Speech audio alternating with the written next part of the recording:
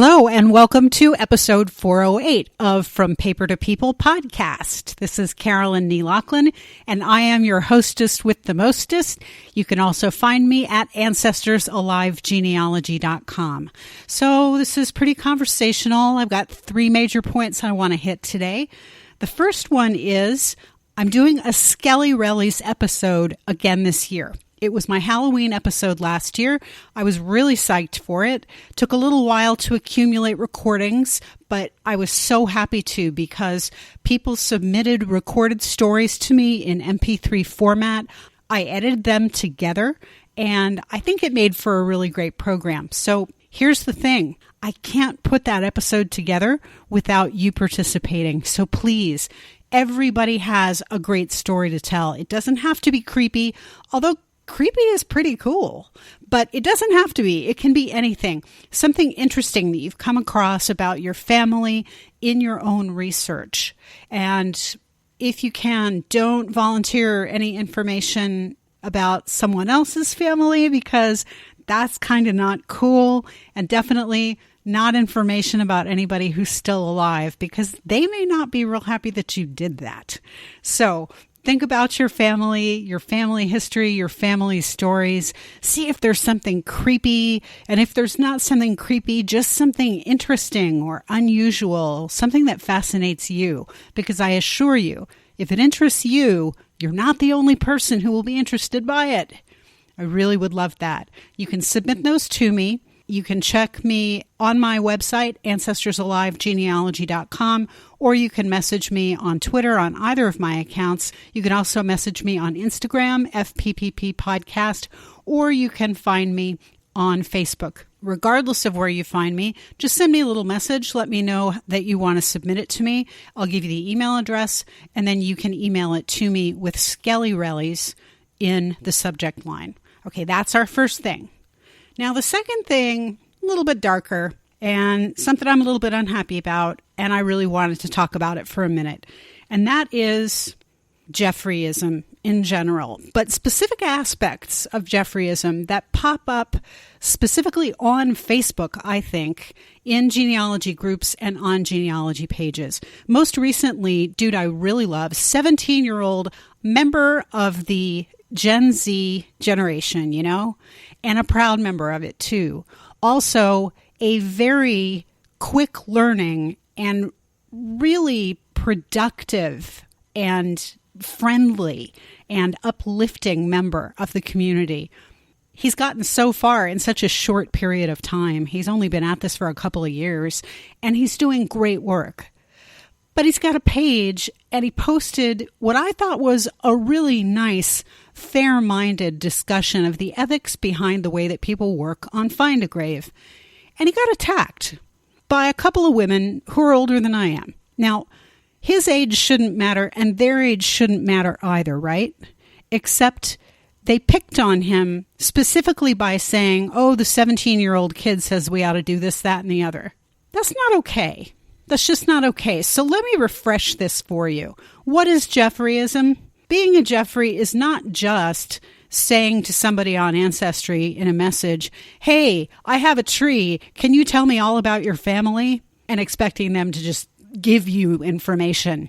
That's one way of being a Jeffrey or a Jeffrey Tina, if we want to be binary in our gender roles here. But it's not the only way. There are other ways that are not okay. It's not okay to be ageist in genealogy. People who have more time and more experience, whether it's more time on the planet or more time and experience in the work itself, have something to give to those who have less time and experience in it. But it goes the other way too. Younger genealogists have enthusiasm. They have the flexibility of being able to learn multiple platforms and programs really quickly, and then to be able to turn that knowledge around and teach us, those of us who are a little bit older and maybe getting a little bit rusty with the old computer, right?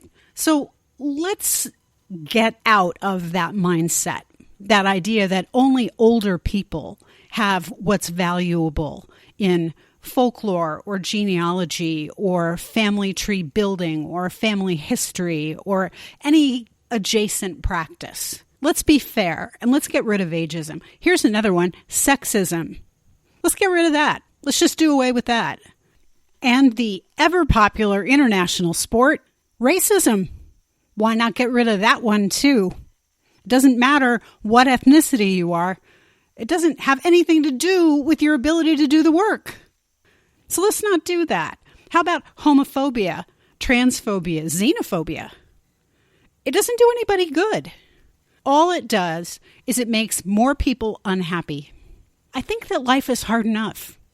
It's hard enough on a daily basis just whenever. But right now, in year 2 of COVID, yeah, I think that life is hard enough. So let's not be Jeffries. Rather than thinking about all the ways that we can be Jeffries, then let's focus on this. There are lots of really great ways to get together, to support one another. And I'm going to give you a special one in just a minute, but I can tell you that there are all kinds of things like #GenChat, #AncestryHour, all different wonderful discussions that go on a regular basis on Twitter. And that's a great place to be. It's a very positive and uplifting community. And if you find yourself having trouble with somebody who's getting all up in your grill, tag me. I won't let them get away with it. Now, the third thing, if I'm going to say negative stuff, I have to go back to positive stuff, right? That's just me. I have an opportunity for you. It is to learn and teach and consecrate your talents and abilities together with others. Every Sunday, I'm doing something called Social Justice Sunday. It's 3 p.m. Eastern Time on Zoom. Now, we've been doing it for a couple of weeks. It's been really good. We've had a simulcast of the audio on Clubhouse, and really most people are coming to Zoom. So this was the 3rd week that we did it. And there were 4 of us who I knew were going to be there, maybe some others, and a couple people jumped in who I didn't know, but who I knew were legit. I made a mistake, though. I know better, and yet I was a little bit of a sucker. And I put out all of the meeting information, the meeting room, and the entry code. And I put it out everywhere. I put it out on Instagram. I put it out on LinkedIn, on my blog, on both of my Twitter accounts, and on Facebook, both in the podcast group and on the Facebook fan page. And then, of course, I put it on Patreon.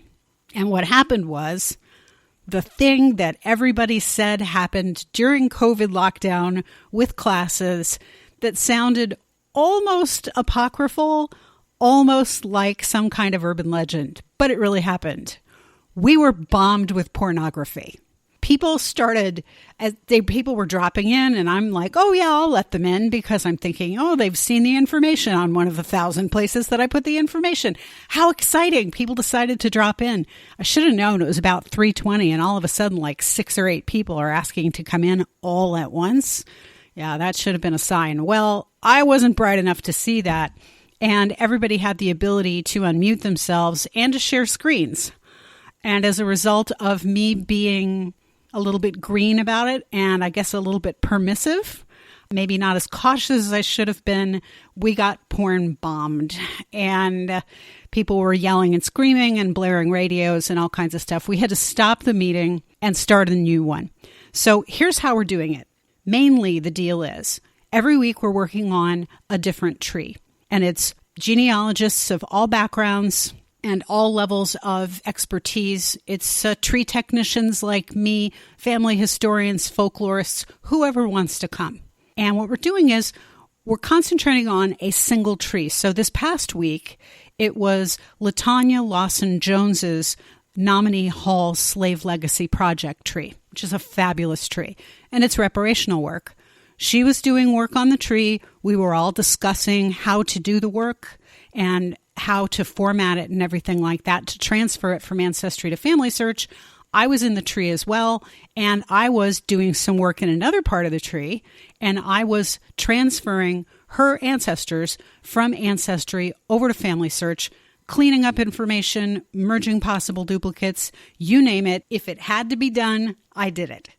And LaTanya, meanwhile, was telling us all about the nature of the project itself. It's an amazing research project. I won't really go into it, except that if you Google nominee, N-O-M as in Mary, I-N as in Nancy, I, slave, legacy, or just nominee hall, then you can find her. and you will find what she's doing.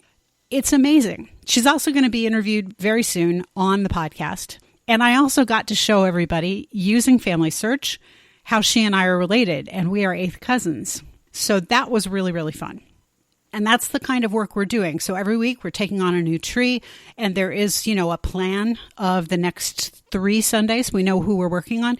But if somebody doesn't show up with their tree, that's okay. We got plenty of other work to do. I've got plenty of trees that I'm working on, reparational trees for people who were lynched or for families that have given me permission to work on their trees. And then, of course, we've got Latanya's tree, and we've got other folks who will just show up and be like, yeah, here's my tree. The idea of consecration is what I discussed in episode 1 or episode 2 of the podcast. The idea is that you bring what you've got. You bring your best, whatever it is that you can do, even if it's only good intentions and a willingness to learn or work. That's what we're looking for. And we are building a family ourselves. And that family is those of us who show up and work together. So family is who you say it is. And it is really a great opportunity to be a part of something. It goes from about 3 to 5:30, again, Eastern Time. It's on Zoom. It's attached to the Clubhouse club called the Reparational Update. And you can find that on the Clubhouse app just by searching for Reparational Update. Join that if you want to. Follow me there. That's also very cool. I'd be very happy. Finally, I just want to remind you that the only money that I get for this is whatever I get from Patreon, which is really not a whole lot right now, and I'm totally cool with that. But I wanted to let you know that you can support the work that I do for as little as $5 a month. Just go to patreon.com/ancestorsalive and join. And if you join at the $5 level, you get a cute little gifty of some kind, or maybe even a creepy one. You never can tell. Every quarter. And that's a lot of fun. Our most recent Patreon patron is Margot Lee Williams. She's also going to be coming on for a future interview. She's the author of Born Missionary, the Islay Walden story. It's a really good book. I'm still reading it because I'm a slow reader these days, but it is absolutely fascinating. You can get it on Amazon Books. You can get it as a hard copy as well. So that's pretty much it. I just wanted to let you know, that's it. We've got a Skelly Rellies episode that's coming up. The deadline for those submissions are October 15 is the soft deadline. October 20 is the hard deadline for submitting those MP3s to me. If you have any questions, you can hunt me down and ask me. I'm posting about it a lot. Just look me up on Twitter, look me up on Instagram. You'll be able to find out information, or you'll be able to ask me questions. Come learn, consecrate your talents and abilities with us. Don't be a Jeffrey. You know that. I say it every time. Don't be a Jeffrey in all of the many ways. Support the work that I'm doing on Patreon. Thank you so much, everybody. And remember, expect surprises.